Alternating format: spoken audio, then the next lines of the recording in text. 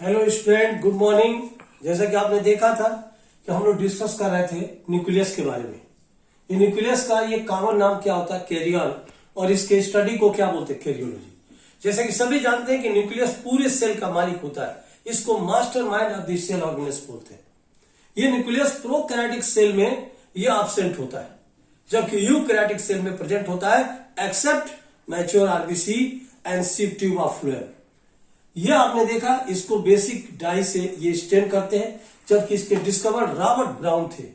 और सभी जानते हैं कि एक भाई सेल में एक ही न्यूक्लियस होता है, लेकिन एक से अधिक हो जाए तो मल्टी न्यूक्लिएटेड कंडीशन हो जाता है, जैसा कि सिनोसिटिक कंडीशन फंजाई में और सिंसाइशियल कंडीशन एस्केरिस की बॉडी में।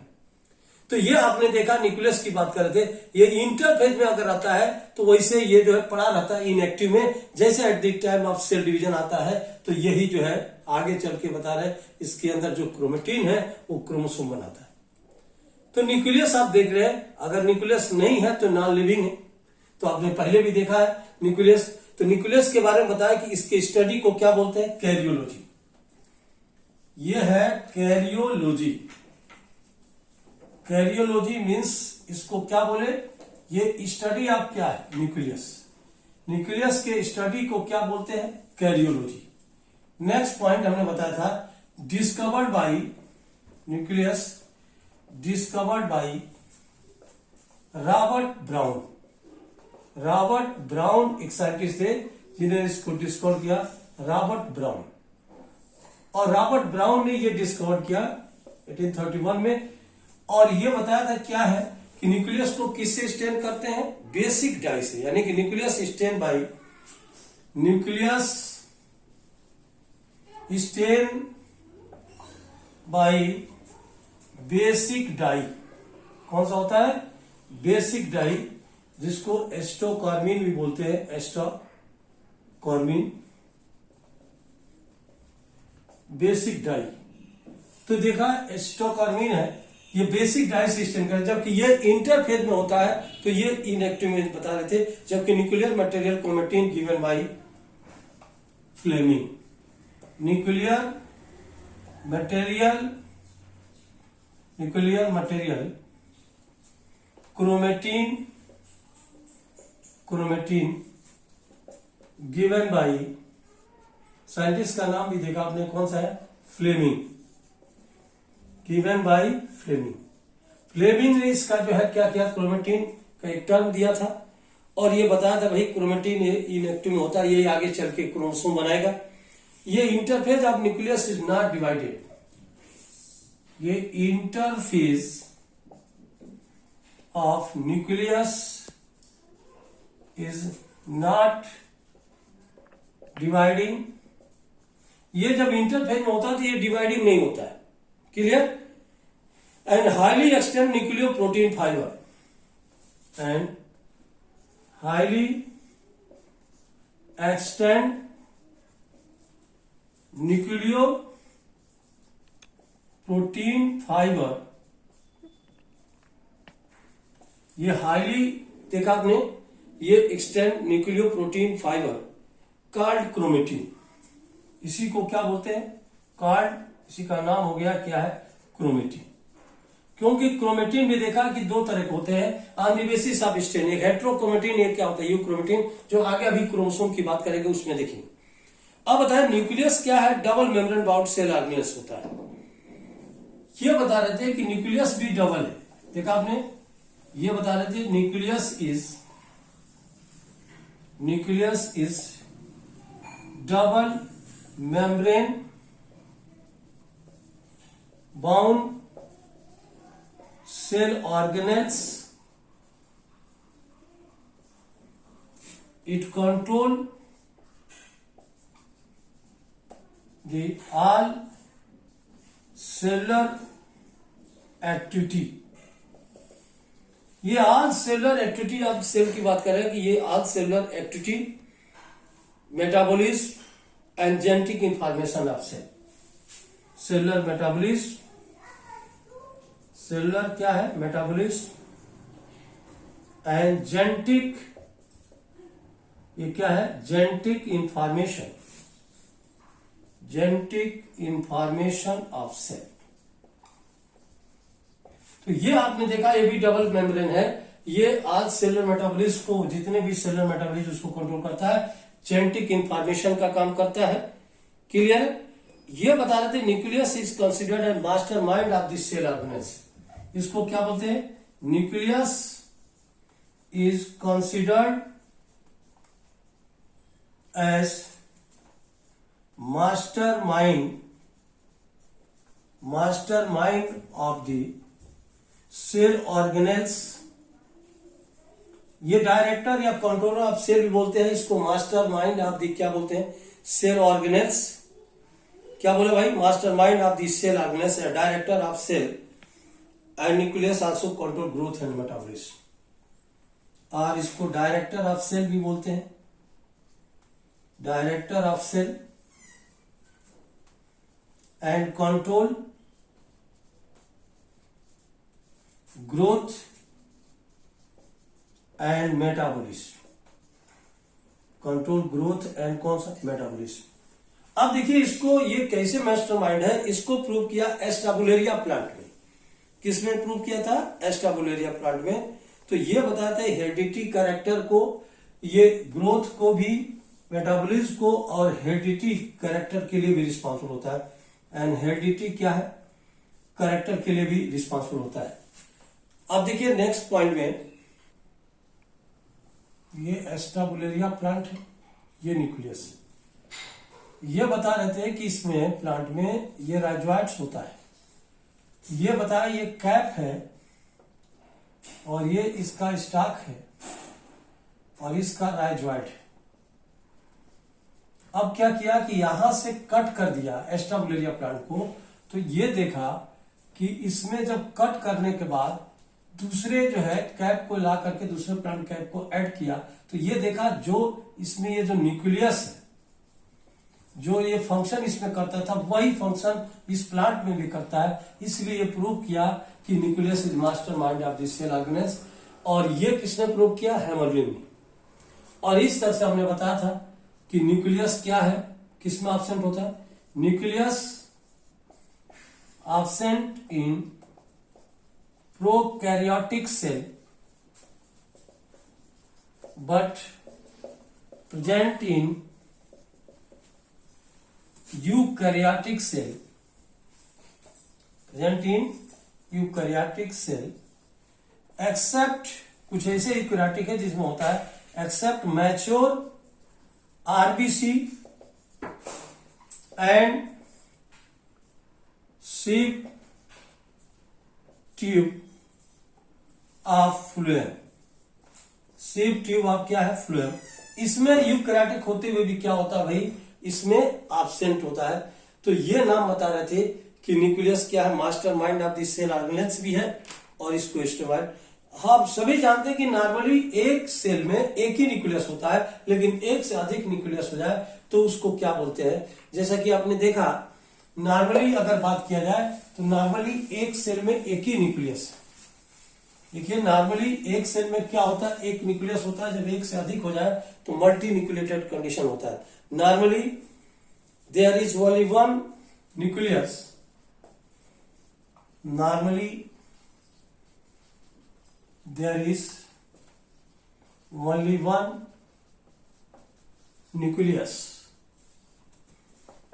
इन ए सेल। नॉर्मली एक न्यूक्लियस पे एक सेल में होता है। क्लियर? बट ये हमने बताया था, but more than one cell, but more than one cell या more than one nucleus, more than one nucleus, that is, इस कंडीशन का नाम क्या होता है? Multinucleated. It is called multinucleated condition. इस कंडीशन को मल्टी न्यूक्लिएटेड करते हैं। मोर देन वन न्यूक्लियाई यानी वन न्यूक्लियस की बात कर रहे हैं। इस तरह multinucleated condition body wall of Ascaris कहां पे होता है? ये मल्टी न्यूक्लिएटेड, ये बता रहे थे कि multi nucleated condition found in body wall of Ascaris, body wall of Ascaris, जिसमें इसका नाम होता है सिंसाइशियल। सिंसाइशियल का मतलब कि स्कैटर्ड न्यूक्लियाई होते हैं, बहुत सारे न्यूक्लियाई होते हैं। और सेकंड हमने बताया था कि coenocytic condition, coenocytic condition found in fungi, ये फंजाई में होता है। ये भी देखिए स्कैटर्ड न्यूक्लियाई होते हैं। जबकि इसके अलावा हमने बताया था कि पैरामीशियम में डाई कैरियोटिक होता है, ये dikaryotic condition found in paramecium, paramecium में होता है। ये डाई कैरियोटिक दो दो न्यूक्लियस होते हैं। तो ये भी आपने देखा। इसके अलावा एंडोस्पर्म में देखा होगा कि ये क्या होता है, 3n होता है। एंडोस्पर्म में क्या होता है, 3n होता है। तो ये एक्सेप्शन है, जैसा कि आप न्यूक्लियस के बारे में जानते हैं। अब देखिए ये नेक्स्ट पॉइंट आता है जिसको हम क्या बोलते हैं, स्ट्रक्चर ऑफ न्यूक्लियस। ये स्ट्रक्चर ऑफ न्यूक्लियस, यानी न्यूक्लियस के स्ट्रक्चर में 4 मेन पार्ट होते हैं। यानी कि interphase of nucleus consist of, ये बताते हैं, interphase of nucleus, interphase of nucleus consist of 4 parts, that is, एक नाम देखिए फर्स्ट, न्यूक्लियर क्या है, मेम्ब्रेन। फर्स्ट पार्ट होता है न्यूक्लियर मेम्ब्रेन, जिसको यानी हम बोलते हैं। यह न्यूक्लियर क्या होता है, इन्वेलप होता है, जिसका नाम कैरियोथीका भी बोल सकते हैं, क्योंकि कैरियन के नाम पे इसका नाम क्या है, कैरियोथीका। अब देखिए सेकेंड नाम जो बता रहे थे कि इसमें क्या होता है कि ये न्यूक्लियोप्लाज्म होता है, जिसको कैरियोप्लाज्म बोल सकते हैं। न्यूक्लियोप्लाज्म, जिसको हम क्या बोलते हैं, कैरियोप्लाज्म भी बोल सकते हैं। इसके बाद आपने देखा इसमें क्या आता है, क्रोमेटिन थ्रेड। ये क्रोमेटिन थ्रेड होता है। और ये लास्ट में हमने बताया कि इसमें क्या होता है, एक पार्ट और होता है जिसका नाम न्यूक्लियोलस होता है। तो ये देखिए मेन 4 पार्ट है जो न्यूक्लियस के बारे में देखेंगे। अब इसके बाद जब न्यूक्लियस के जब स्ट्रक्चर आप बनाते हैं तो आप देखिए कि न्यूक्लियस में क्या होता है। जैसे थे कि आउटर फोल्ड करता है, ये डिसकंटिन्यूअस होता है मेम्ब्रेन। कहीं कहीं देखिए डिसकंटिन्यूअस, न्यूक्लियोपोर का नाम सुना होगा, बीच बीच में गैप होता है। ये बता रहे थे कि इसमें क्या होता है, ये न्यूक्लियोलस होता है और ये न्यूक्लियोप्लाज्म होता है। जबकि इसमें क्या होता है, इस तरह से क्रोमेटिन क्या होते हैं, थ्रेड होते हैं। तो ये भी आपने देखा कि ये आउटर मेम्ब्रेन, न्यूक्लियस का जो आउटर मेम्ब्रेन है, और ये बता रहे थे इसका इनर मेम्ब्रेन है। कौन सा नाम है, इनर मेम्ब्रेन। और दोनों को मिला के एक नाम क्या बता दिए भाई, दोनों मिला के न्यूक्लियर मेम्ब्रेन। तो फर्स्ट पार्ट क्या हो गया, न्यूक्लियर मेम्ब्रेन। और दोनों के बीच में जो स्पेस होता है इसका नाम ये देखा, न्यूक्लियर स्पेस। कौन सा नाम है, न्यूक्लियर स्पेस। और ये दोनों के बीच में जो गैप होता है, इस पोर का नाम होता है न्यूक्लियोपोर। क्या नाम होता है, न्यूक्लियोपोर। ये देखिए ये है जिसका नाम बताया न्यूक्लियोलस है। ये न्यूक्लियस का ये जो है एक्चुअली में देखा जाए तो पीओ होता है, पास में होता है, कोई मेम्ब्रेन इसमें नहीं होता है। ये न्यूक्लियोलस होता है, कोई मेम्ब्रेन नहीं। और इसके अंदर ये क्या होता है, न्यूक्लियोप्लाज्म, इसी के नाम से न्यूक्लियोप्लाज्म या कैरियोप्लाज्म। और ये भी हमने बताया था इसमें क्या होता है, ये क्रोमेटिन थ्रेड होता है। ये क्रोमेटिन थ्रेड आगे चल के यही जो है क्रोमोसोम का फॉर्मेशन करेगा, क्योंकि ये क्रोमेटिन 2 तरह के होते हैं जो आप देख रहे हैं। तो एक नाम तो देखा न्यूक्लियर मेम्ब्रेन, एक का नाम आपने देखा न्यूक्लियोप्लाज्म, एक नाम आपने देखा यहां पर क्रोमेटिन थ्रेड, और एक नाम क्या होगा, न्यूक्लियोलस। तो 4 मेन पार्ट होते हैं। यही आउटर मेम्ब्रेन न्यूक्लियस का फोल्ड करके ये एंडोप्लाज्मिक रेटिकुलम बनाता है, जिसमें 2 तरह के एंडोप्लाज्मिक रेटिकुलम है, जिसमें एक का नाम RER और एक का नाम SER, स्मूथ एंडोप्लाज्मिक रेटिकुलम। और दोनों मिलकर क्या बनाए, एंडोप्लाज्मिक रेटिकुलम। तो ये आउटर फोल्ड करता है, लेकिन इनर स्मूथ है, डिसकंटिन्यूअस है, और दोनों के बीच में गैप होता है, न्यूक्लियोपोर होता है, जिससे मटेरियल क्या होता है, एक्सचेंज होता है। इसमें क्या होता है, जब राइबोसोम की जरूरत पड़ती है तो न्यूक्लियोलस राइबोसोम बनाता है और इस पोर से बाहर निकलता है साइटोप्लाज्म में, और जहां पे रफ एंडोप्लाज्मिक रेटिकुलम होता है वहीं पे राइबोसोम क्या होता है, अटैच हो जाता है, और यही अटैच होकर प्रोटीन की क्या करता है, सिंथेसिस करता है। जैसे कि आप देखें कि रफ में प्रोटीन की सिंथेसिस होती है, जबकि स्मूथ में लिपिड की सिंथेसिस होती है, और इस तरह से ये एंडोप्लाज्मिक रेटिकुलम है। तो और ये क्रोमेटिन थ्रेड इंटरफेज में पड़ा रहता है, तो कंडेंस फॉर्म में इसे पड़ा रहता है। जैसे at the time of cell division आता है तो ये क्रोमोसोम बनाता है जो जीन कैरियर का काम करता है। क्या करता है, जीन कैरियर का काम करता है। इस तरह से फर्स्ट पार्ट जिसका नाम हमने बताया था, कौन सा भाई, ये आता है फर्स्ट जो हेडिंग है, ये न्यूक्लियर मेम्ब्रेन, जिसको एनियम बोलते हैं या इसी को कैरियोथीका बोलते हैं, क्योंकि इसमें जो स्पेस होता है 10 to 50 एनएम जो है, ये पेरी न्यूक्लियर स्पेस जिसको बोल सकते हैं। इस स्पेस का नाम क्या बोलते हैं, पेरी न्यूक्लियर स्पेस, जो 10 to 50 एनएम के आसपास में होता है। ये अबाउट इतना होता है। देखिए एनएम की बात करें, अब देखिए न्यूक्लियर मेम्ब्रेन क्या है, इसके बारे में अभी आप देख रहे हैं कि अगर न्यूक्लियस ऑर्गेनाइज है, क्योंकि आपने देखा कि यही न्यूक्लियर मेम्ब्रेन प्रोकैरियोटिक सेल में एब्सेंट होता है, यूकैरियोटिक में होता है।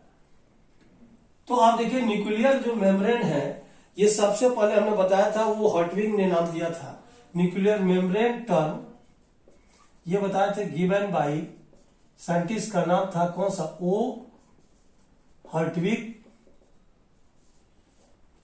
ने इसका नाम दिया। और क्या बताया था कि nuclear membrane is absent in prokaryotic cell but ये प्रेजेंट इन यूकैरियोटिक सेल। किसमें, बट प्रेजेंट इन क्या है, यूकैरियोटिक सेल। ये यूकैरियोटिक सेल में क्या होता है, प्रेजेंट होता है, इसलिए न्यूक्लियस क्या होता है, ऑर्गेनाइज होता है। इसमें दो न्यूक्लियर यानी कि nuclear membrane is equal to, एक बताए थे outer membrane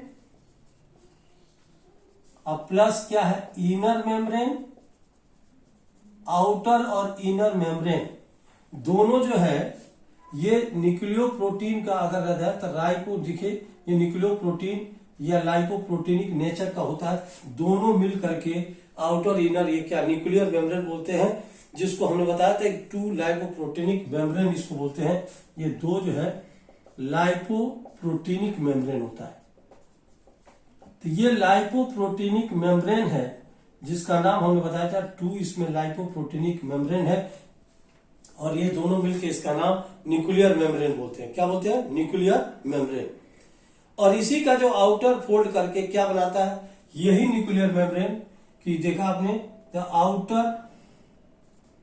outer nuclear membrane fold to form endoplasmic reticulum and inner is smooth and discontinuous। inner जो मेम्ब्रेन है smooth and discontinuous because it has a pore called, इसी का नाम क्या होता है, न्यूक्लियोपोर। क्योंकि मैसेज जो एक्सचेंज होता है इसी से, कि क्योंकि आउटर तो फोल्ड करके ये एंडोप्लाज्मिक रेटिकुलम बनाती है, इनर फोल्ड करके नहीं फोल्ड करती है, तो ये क्या करती है, स्मूथ है, ये जो डिसकंटिन्यूअस बिकॉज इट है पोर, न्यूक्लियोपोर। तो ये आपने देखा, ये डिसकंटिन्यूअस की बात कर रहे थे। अब ये देखिए कि हमने इसके अलावा बताया था, ये जो है जब लेट यानी ड्यूरिंग लेट प्रोफेज आता है तो उस समय क्या करता है, अर्ली जब आता है तो न्यूक्लियर मेम्ब्रेन जो है प्रेजेंट होता है, और जैसे लेट अगर आता है प्रोफेज स्टेज तो उसमें ये क्या हो जाता है, डिसअपियर हो जाता है। तो ये भी नाम आपने देखा आपने अभी जो नाम बता रहे थे कि सेल डिवीजन जब लेट प्रोफेज होता है तो ये जो न्यूक्लियर मेम्ब्रेन होता है ये क्या होता है, nuclear membrane disappear, matrix appear. लेकिन जैसे ड्यूरिंग ये क्या है टीलोफेज स्टेज आता है, उस समय ये न्यूक्लियर मेम्ब्रेन क्या होता है, रीअपियर हो जाता है, मैट्रिक्स क्या होता है, डिसअपियर।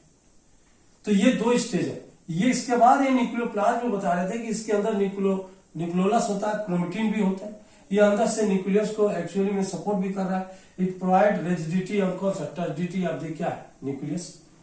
और ये क्रोमेटिन जो थ्रेड होता है ये डीएनए, आरएनए, हिस्टोन और कुछ नॉन हिस्टोन प्रोटीन के बने होते हैं। ये जब इंटरफेज में होता है तो लूज और इनडिस्टिंक्ट होता है। नेटवर्क लाइक न्यूक्लियोप्रोटीन फाइबर होता है जिसको हम क्रोमेटिन बोलते हैं।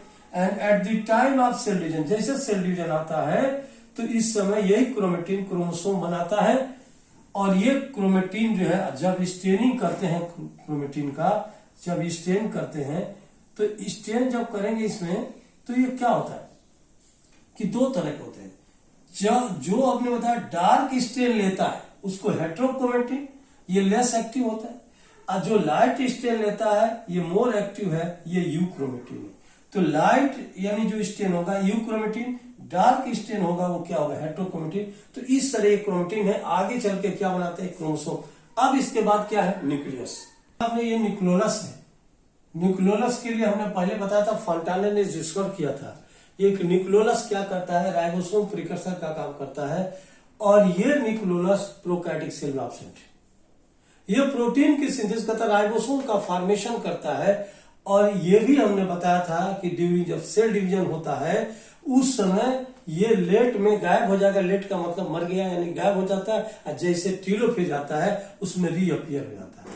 और इसका मेन फंक्शन हमने बताया था कि क्या होता है, ये प्रोटीन प्रिकर्सर करता है, राइबोसोम बनाता है। और ये आगे चल के ये प्रोटीन के क्या करता है, सिंथेसिस करता है। क्या करता है, ये प्रोटीन की सिंथेसिस, यानी कि न्यूक्लियोलस डिस्कवर्ड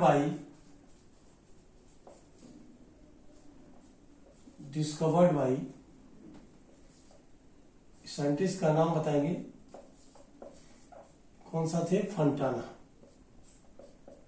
फंटा का नाम सुना, उसी के नाम से क्या, फंटाना। तो ये नाम बताते हैं न्यूक्लियोलस डिस्कवर किए थे फंटाना ने। और बताया कि न्यूक्लियोलस क्या होता है, अटैच ए स्पेसिफिक सरफेस, जिसका नाम भी हम बताएंगे।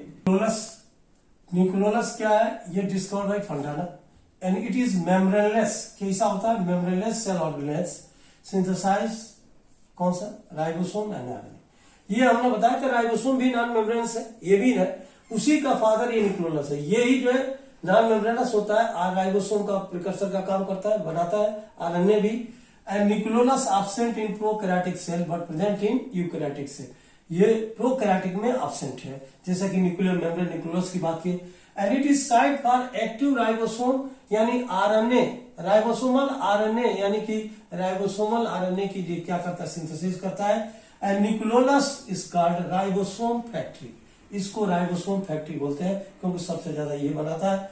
और ये बताया इन लेट जब सेल डिवीजन होता है उस लेट प्रोफेज में न्यूक्लियोलस डिसअपियर और मैट्रिक्स अपीयर होता है। लेकिन जैसे टीलोफेज, अगर सेल डिवीजन का जो फेज टीलोफेज आता है, इसमें न्यूक्लियोलस रीअपियर और मैट्रिक्स क्या है, डिसअपियर।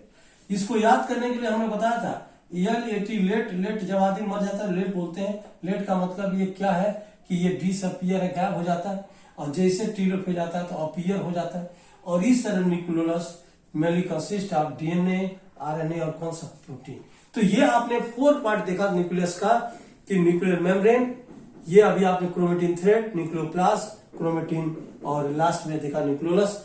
अब ये इसका ओवरऑल जो फंक्शन होता है, जेनेटिक इंफॉर्मेशन का काम करता है, हेरिडिटी कैरेक्टर का काम करता है। अब इसमें जो आता है, जो क्रोमेटिन है, यही कंडेंस होकर क्रोमोसोम बनाता है। तो क्रोमोसोम देखिए क्या होता है, जैसे कि आप देख रहे हैं क्रोमोसोम के लिए अब ये क्रोमेटिन क्रोमोसोम बनाया। ये क्रोमोसोम का टर्म वाल्डियर ने दिया, जबकि डिस्कवर्ड स्टार्कबर्गर ने किया। तो ये बताया था कि ये क्रोमोसोम जो है, ये term, chromosome term given bye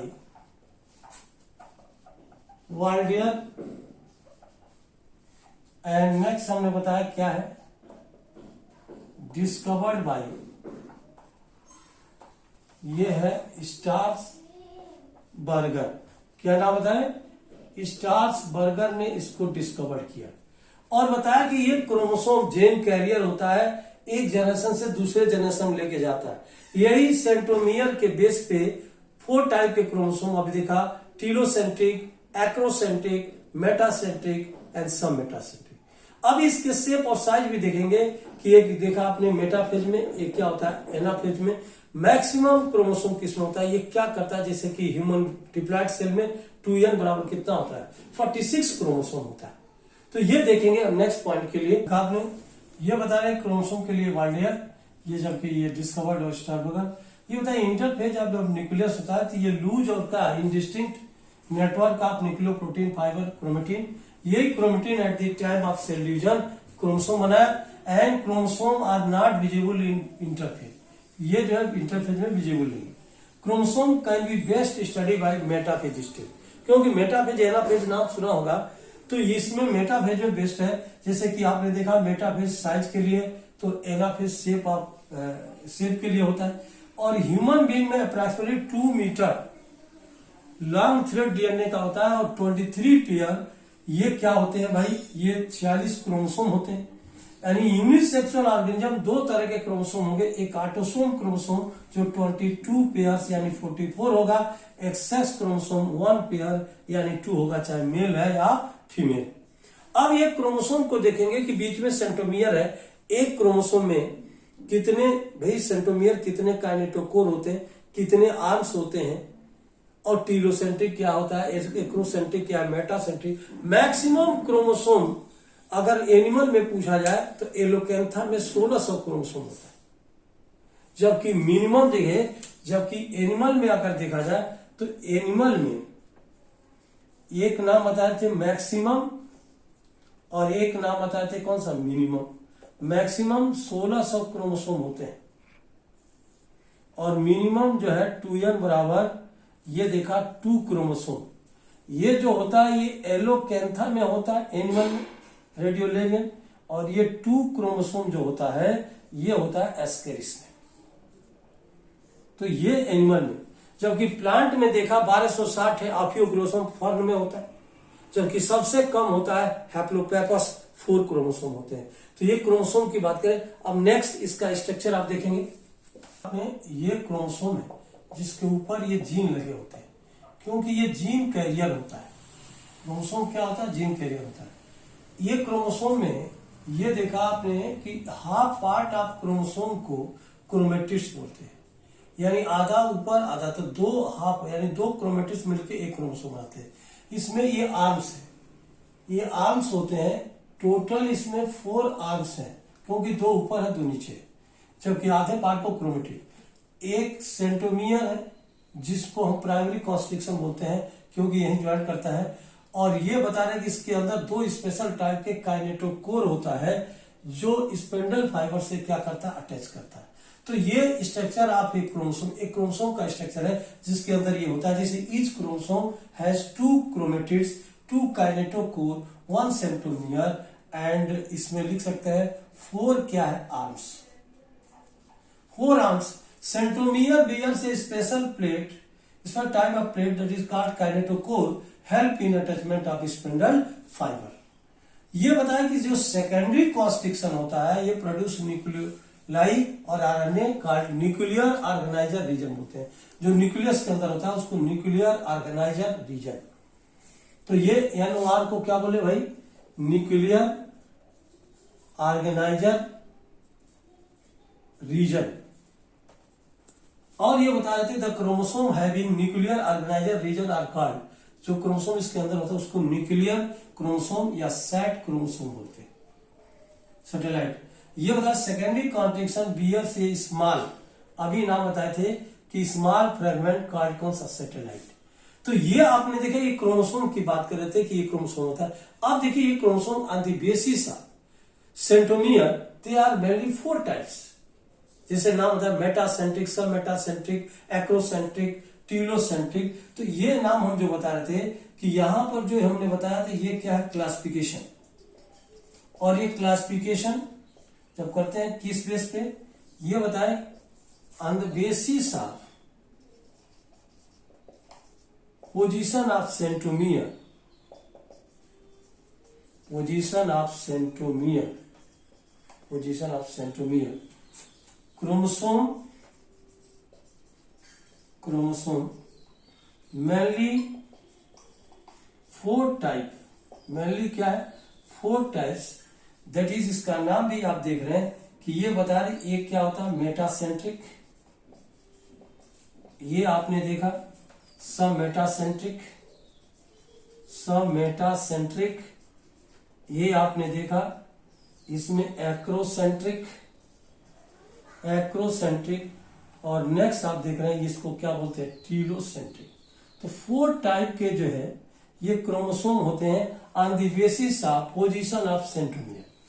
अब ये सेंट्रोमियर के पोजीशन के बेस पे होते हैं, जैसे कि अभी आप देखेंगे नेक्स्ट पॉइंट के लिए ये बता रहे थे कि on the basis of position of centromere chromosome mainly 4 type, that is telocentric, acrocentric, सब मेटासेंट्रिक, मेटासेंट्रिक। ये टीलो में टर्मिनल, एक्रो में सब टर्मिनल, इसमें स्लाइटली मिडिल ऑफ क्रोमोसोम, इसमें मिड ऑफ क्या क्रोमोसोम। तो ये आपने देखा सेकेंडरी कॉन्स्ट्रिक्शन है, ये सैटेलाइट है। ये बता रहे मेटासेंट्रिक क्या है, तो अभी देखा ये मेटासेंट्रिक ये है, ये मिडिल पे होता है, 4 आर्म्स होते हैं। तो ये आपने बताया कि ये centromere, if centromere located at the centre that is middle V shape an equal arm that is called metacentric. Meta का मतलब मिडिल में, यहां से मेटा सुनिए, सब मेटासेंट्रिक पी या क्यू शेप का होता है। ये centromere slightly away from the middle of chromosome, क्या स्लाइटली अवे फ्रॉम, क्योंकि उसमें जब आप बनाते हैं तो इस तरह का स्ट्रक्चर होता है जो पी और क्यू की बात करते हैं, ठीक है। ये जो बनता है ये स्ट्रक्चर एक्चुअली में देखा ये वी शेप की बात कर रहे थे कि दोनों साइड में अगर देखा जाए दोनों आर्म्स जो है इक्वल होते हैं, इसलिए इसको वी शेप बोलते हैं। ये हमने बताया था एक्रोसेंट्रिक जे शेप होता है, सेंट्रोमियर लोकेटेड एट सब टर्मिनल, और टीलोसेंट्रिक में क्या होता है टर्मिनल एकदम टॉप पे होता है। इसके अलावा एक होता है एसेंट्रिक, जिसमें टीलो भाई सेंट्रोमियर एब्सेंट होते हैं, तो वो अलग की बात है, लेकिन फिलहाल 4 है। ये देख रहे हैं एक इंक्रीजिंग ऑर्डर, एक डिक्रीजिंग। जैसे कि आपने नाम सुना होगा कि यहां पर जो नाम बता रहे थे कि कैरियो टाइप की बात करते हैं, आइडियोग्राम का नाम सुने होंगे, जो सीक्वेंस जो है बढ़ते हुए क्रम में आ रहा है, तो diagrammatic representation of chromosome sequence that is called idiogram. And decrease या increase number of chromosome in size of the chromosome that is called karyotype. तो ये बता रहे थे क्रोमोसोम, क्रोमोसोम का फंक्शन क्या होता है, तो ये आपने देखा फंक्शन जीन कैरियर होता है। क्या करता है ये फंक्शन जो है, इट आल्सो हेरिडिटी इंफॉर्मेशन के लिए located in the one generation to another. तो ये बता रहा है क्रोमोसोम आल्सो हेल्प इन। और इसके अलावा ये नाम होता है इसमें माइक्रो बॉडीज। अब माइक्रो बॉडीज तो आप जानते ही हैं कि ये क्या है, मेम्ब्रेनस की बात करें, दीज आर मेम्ब्रेनस बाउंड क्या साइटोप्लाज्मिक एलिमेंट। तो ये तो आप देख रहे हैं यहां पर एक पॉइंट क्रोमोसोम का लिख ही सकते हैं, function, function of chromosomes, main function आप देख रहे हैं ये क्या है, पहले बताया इट आल्सो रिस्पॉन्सिबल फॉर किसके लिए, रिस्पॉन्सिबल फॉर हेरिडिटी कैरेक्टर। कौन सा कैरेक्टर, हेरिडिटी कैरेक्टर्स, यानी कि जीन कैरियर होता है। ये जीन कैरियर एक जनरेशन दूसरे जनरेशन में जीन को ट्रांसफर करने का काम करता है, ये क्रोमोसोम होता है। जबकि अभी नाम बता रहे थे कि इसके अलावा क्या होता है, माइक्रो बॉडीज का नाम सुना होगा। ये माइक्रो बॉडीज क्या होती है कि अभी हमने बता दिए छोटे सेल ऑर्गेनेल की बात है माइक्रो बॉडीज में, कि ये जो है these are membrane bound cytoplasmic element इसको बोलते हैं, ये माइक्रो बॉडीज है। ये माइक्रो बॉडीज की बात कर रहे थे कि दीज आर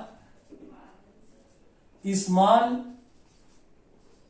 ये क्या होता है, दीज आर क्या है, small membrane bound cytoplasmic, small membrane bound cytoplasmic, membrane bound क्या है, साइटोप्लाज्मिक ऑर्गेनेल्स, ऑर्गेनेल्स ये दोनों में होता है, प्लांट और एनिमल में। Organelles contains enzyme, organelles contains क्या है, enzyme, and found in both that is animal and plant. Animal और प्लांट दोनों में होता है ये माइक्रो बॉडी, जैसे एंडोप्लाज्मिक रेटिकुलम होता है, ये they are small membrane bound cytoplasmic organelles contains क्या वेरियस जो है एंजाइम भी होते हैं इसमें। और इसके अलावा हमने बताया कि एनिमल और प्लांट दोनों होते हैं। इसमें पैराक्सीसोम ग्लाइकोसिसोम इस टाइप ऑफ माइक्रोबॉडीज, इसमें जो होता है peroxisome and glyoxysome are type of microbodies. इसको क्या बताते हैं, टाइप ऑफ क्या है, माइक्रोबॉडीज होते हैं जो किस में हेल्प करता है, यानी microbodies found in animal and plant दोनों में होता है, दोनों में ये होता है, found in animal and plant. And main इसका साइट क्या है, it's main site for photo respiration.